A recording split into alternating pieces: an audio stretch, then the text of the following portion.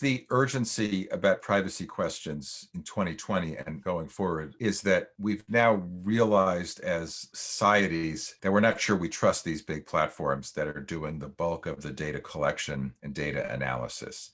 The United States federal government and state attorneys general have launched several very sweeping antitrust lawsuits against Facebook and Google. The European Union is pursuing antitrust investigations against those companies and has announced new draft regulations that would try to encourage more competition and to address the question of disinformation.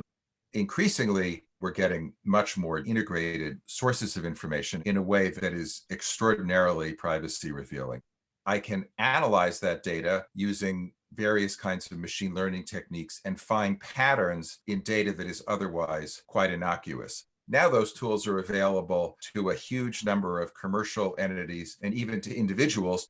We have in the consumer credit environment what's called alternative credit scoring. We're used to a defined set of financial information, but there's now companies that are getting information about where you live, what kinds of jobs you've had, who you're associated with on social networks, and using all that information to predict your creditworthiness or your suitability for a job.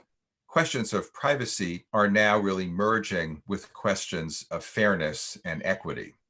Face recognition technology is an example of very powerful technology that has been so irresponsible addressing basic quality of service, accuracy, and bias that we now have institutions all over that are considering banning this technology.